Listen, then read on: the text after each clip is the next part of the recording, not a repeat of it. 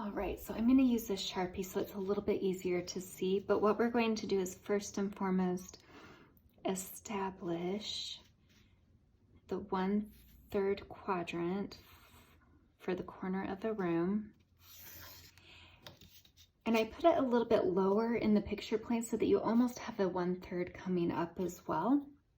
But from here, you're going to find your corner. Notice how in your photograph, the ceiling comes closer to that top edge. And then on the right-hand side, let's see, let me go ahead and fix that. And then on the right-hand side, it comes down a little bit further. So I'm gonna have that line come down substantially lower. All right, so there is your corner.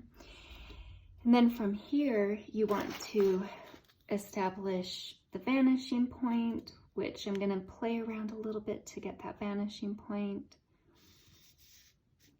So I think that's a good place. So I'm gonna mark right there. All right, so the top of our mirror, make sure measure twice, cut once. We're going to go ahead and come out here, and then we're gonna line up again. And now we're gonna find the bottom of the mirror. So at the bottom of the mirror, back here. And then these two lines will be perpendicular to your corner, not affected by the vanishing line. So those are the lines you're going to use even for the frame of the mirror, because it is going to be a little bit wider over on this side. So we want to use the vanishing points for that as well. All right, let me do this with the pencil first and then I'll, okay, perfect. All right, so we're using that same vanishing point, and then of course here, it will not be affected by our vanishing point. All right, so that helps us establish the mirror, and then within the mirror, you're going to note that everything is going the opposite kind of direction. So our vanishing point is more so going to be over here, like to the far left. So let me see if I can move this a little bit so you can see it better.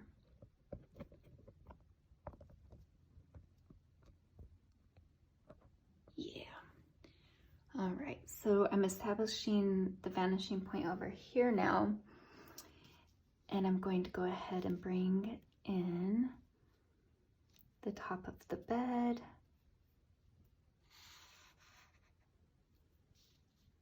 Let's go ahead and come down to where the pillows would be. All right, so this would be like the top of your pillows. And then we have this line, which is not affected by the vanishing point. And then you have like these voluptuous pillows.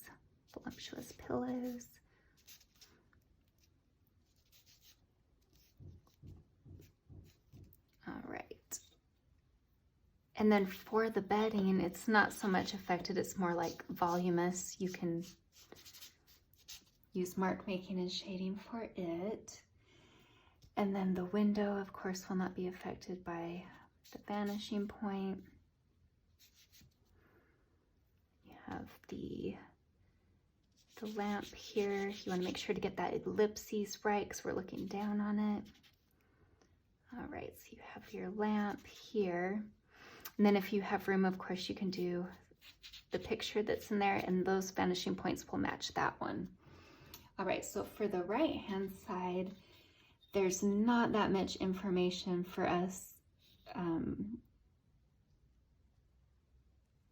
What I would recommend doing is having the table come out here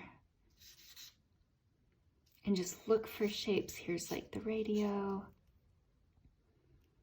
And then you have your lamp here.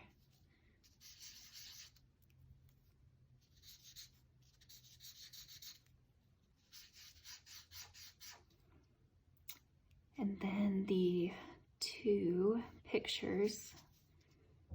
We're just gonna eyeball.